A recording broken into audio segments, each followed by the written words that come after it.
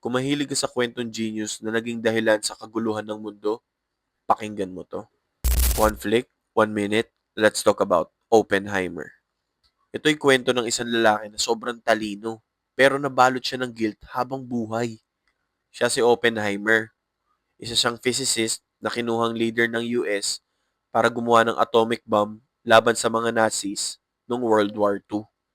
Kasama ng mga top scientists, tinayo nila yung Manhattan Project.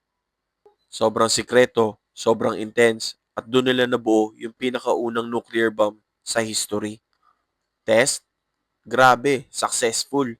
Pati si Oppenheimer, napatulala. Kasi na-realize niya, ginawa ko to. Pwede nitong sirain ng mundo. At nung ginamit yung bomba sa Japan, lalo siya nabaliw sa konsensya niya.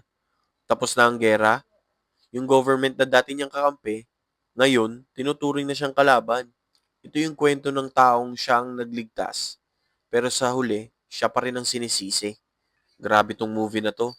Tungkol to sa science, power, at mabigat na konsensya. Kung ikaw kaya ang nasa posisyon niya, gagawin mo rin ba? Kung gusto mo ng movie na mapapaisip ka kung hero ba siya or halimaw, this is the movie for you. That was Oppenheimer in a minute. Like and follow for more quick flick.